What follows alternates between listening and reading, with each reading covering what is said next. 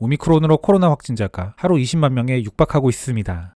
우리 언론 보도를 보면 여전히 단순 경마식 보도를 이어가면서 그 위기감을 전하는데요. 하지만 외신을 보면 최근 우리의 오미크론 확산세에도 불구하고 그 분위기는 사뭇 다릅니다. 오늘은 이를 알 수 있는 시사잡지 디 애틀랜틱의 심층 기사를 가져와 봤습니다. 본 채널을 통해 몇 번 소개드린 바 있듯이 애틀랜틱은 100년이 넘는 역사를 가진 미국의 시사잡지입니다. 그 제목은 코로나의 회복력이 강한 국가의 7가지 경향. 이 트윗은 미국, 영국, 한국의 코로나 누적 사망자 차트다. 미국과 영국에서는 한국과 비교해 높은 산처럼 우뚝 솟아있다. 물론 최근 한국에서도 오미크론 관련 사망자가 다소 증가하긴 했지만 그 양상은 크게 달라지지 않았다. 의사 빈센트 라지쿠마르 씨는 이러한 차트에 대해 놀라움을 표했다. 한국은 인구의 75%가 예방접종을 할 때까지 사망자 수를 40배나 낮췄습니다. 이것이 성공입니다.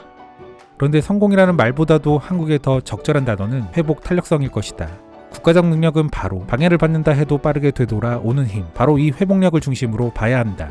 지금까지 코로나19 대응을 통해 목격한 한국은 이제 회복력 거버넌스의 모범으로 부상했다.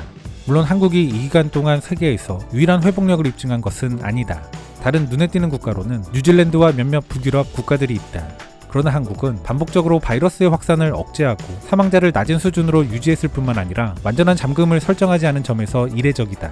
그 결과 대부분의 다른 주요 경제국보다 위기로 인한 경제적 여파가 훨씬 적다. 팬데믹의 초기 단계에선 한국처럼 뛰어났지만 다른 단계로 넘어가면서 어려움을 겪었던 다른 모범국들과 달리 한국은 모든 단계에서 어떻게든 훌륭하게 진행했다. 한국은 비록 부진한 백신 캠페인으로 시작했지만 이젠 세계에서 가장 높은 예방접종률을 자랑하는 국가 중 하나다.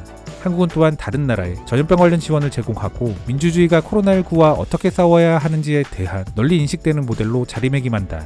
이로써 한국은 소프트파워와 외교적 영향력을 축적할 수 있었다. 공중보건 전문가인 데비 스리다르 씨는 최근 다음과 같은 질문을 던졌다. 어떻게 한국은 경제적 영향을 상대적으로 덜 받으면서도 전염병에서 벗어날 수 있었습니까? 사망자는 그렇게 낮은 수준에서 예방접종은 그렇게 높은 수준을 기록하면서 미래의 질병과 가혹한 봉쇄로부터 스스로를 보호할 수 있었습니까? 그것은 우리 모두가 물어야 할 질문입니다.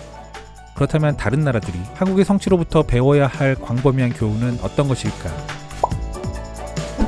지난 2015년 코로나처럼 메르스가 한국을 강타했지만 한국 정부는 방심했었다. 초기에 충분한 테스트는 물론이고 투명한 정보도 제공하지 못했고 관리들은 결국 뒤늦게 겨우 통제했다. 그러나 이러한 역경의 경험은 국가 회복력의 충분 조건이 아니다. 많은 국가들도 한국처럼 과거에 실수를 했다. 한국 정부와 한국 국민들을 차별화하는 것은 그 역경에서 배우고 그에 따라 관행, 정책 및 제도를 조정하려는 의지를 보인 것이다.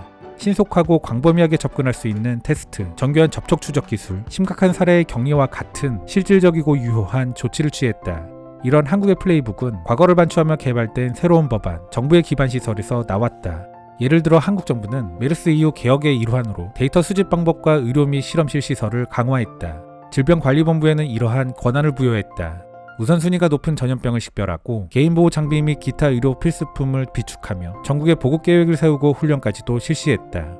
또한 여기서 한 발 더 나아가 메르스 사태 이후 한국 정부는 생명공학 기업과 긴밀한 관계를 발전시켜왔다. 이는 결국 한국이 세계 그 어떤 나라보다도 빠르게 진단 테스트용 시약을 신속하게 대량으로 확보할 수 있는 계기가 되었다.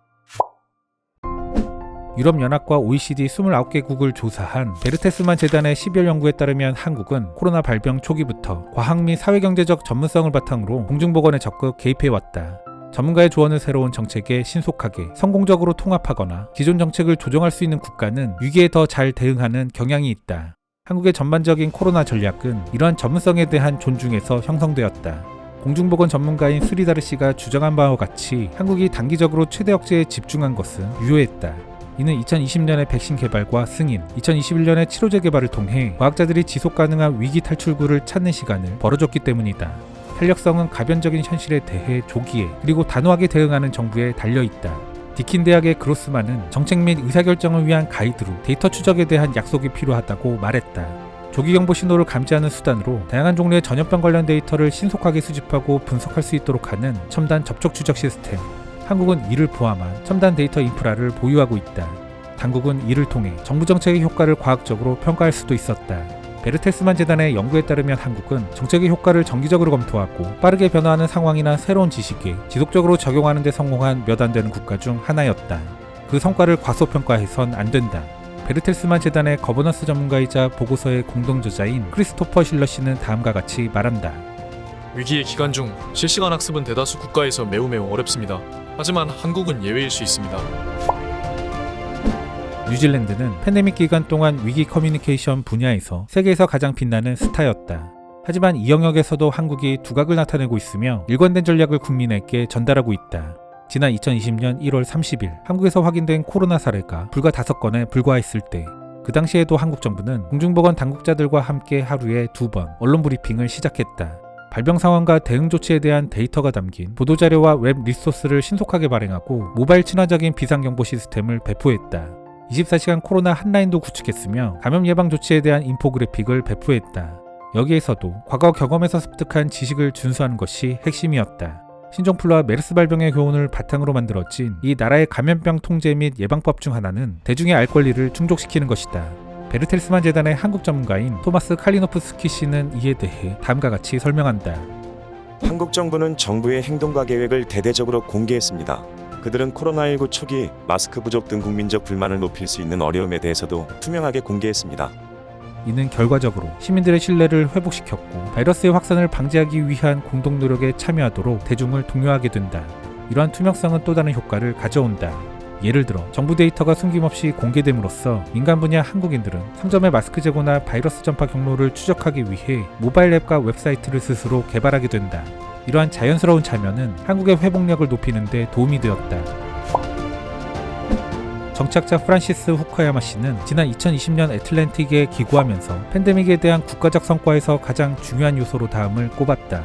바로 시민들이 지도자를 신뢰하는지 그리고 그 지도자들이 유능하고 효과적으로 국가를 통치하는지다. 이후 다른 학자들도 유사하게 코로나19에 대한 국가의 회복력과 정부 및 사회 내에서의 신뢰 수준 사이에는 강한 상관관계가 있다는 공통점을 발견한다.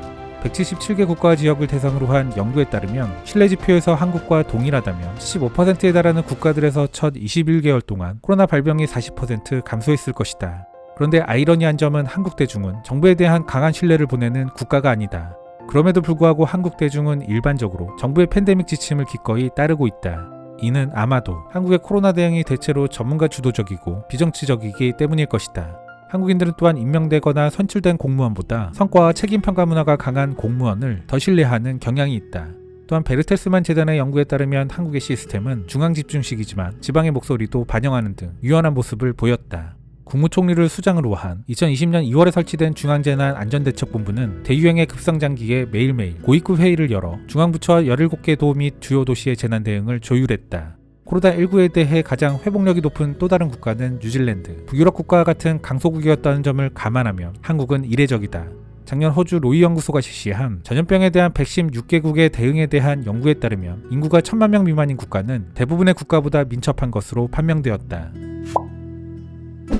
지속적인 학습, 과학적 전문성, 데이터 추적에 대한 한국의 약속.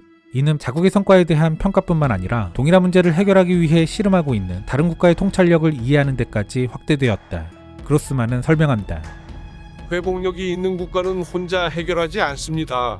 대신 그들은 자원을 탐색하고 공유해요. 그들은 자신의 안녕이 나머지 다른 세계의 안녕과 상호 의존적이며 조건부라는 걸 이해합니다. 그리고 이를 뒷받침하는 상호관계를 강화하기 위해 행동에 나서죠. 한국은 이 점수에서 퍼펙트하진 않다. 칼리노프스키는 한국 정부가 팬데믹 기간 동안 국내 중심적인 태도를 유지했다고 말한다. 그들은 코로나에 대한 성공을 세계에 알리려는 의지를 보여주긴 했지만 국제 파트너와의 조치를 조정하는 데에는 관심이 덜하다라고 썼다. 그럼에도 불구하고 한국은 다른 국가 및 국제기구와 지식, 테스트 키트 및 익명 처리된 환자 데이터를 공유했다. 한국은 이를 비롯한 기타 공중보건 문제에 대한 대응에서 그 교훈을 교환할 수 있는 플랫폼이다. 물론 한국이 만능은 아니다. 한국이 코로나19의 회복력을 가질 수 있었던 특정 요인, 예를 들어 메르스 이후의 위기관리 시스템 등은 다른 시스템 위험에 탄력적으로 대응하는 데 도움이 되지 않을 수도 있다. 실제로 한국은 코로나 바이러스 위기 동안 복지국가, 민주적 회복력에 대한 평가에선 상대적으로 덜 좋은 성과를 보이기도 했다. 또한 이제 오미크론 변종은 한국에서 새로운 코로나 사례의 상당한 물결을 만들고 있기 때문에 이 국가를 모델로 선택하기엔 조금 이상한 시기로 보일 수도 있을 것이다. 그러나 한국 정부는 다시 한번 적응하고 있다. 예를 들어 가장 위험한 코로나 환자에게 자원을 집중시키는 새로운 팬데믹 플레이북 같은 것들이다. 그리고 결정적으로 회복력은 실패가 없는 것이 아니다. 그 대신 실패를 통해 고쳐나가며 강력한 회복력이 뒤따르게 된다. 기사 내용 중 주목할 만한 부분으로 저는 우리의 치명률이 낮은 이유를 꼽은 걸 들고 싶은데요. 이것은 결국 오미크론이 도래하기 전 발병을 최대한 억제한 것이 첫 번째, 그리고 그렇게 벌어놓은 시간 동안 예방접종률을 높인 게 두 번째 이유라고 기사는 짚고 있습니다. 질병청에선 주기적으로 그리고 꾸준히 상세 데이터를 업데이트하고 있는데요. 해당 자료를 보면 이번 오미크론이 어떤 양상으로 향하는지, 예방접종의 효과는 어떤지 한눈에 알 수 있습니다. 다음 그래프가 보여주듯 치명률은 4분의 1 수준으로 낮고 예방접종을 하면 그 효과는 극대화됩니다. 질병청 자료를 살펴보며 개인적으로 느낀 부분은 아이러니하게도 발병 숫자는 급증하고 있고 당분간 계속 늘어날 것으로도 판단이 되는데도 불구하고 그 끝이 보인다랄까요?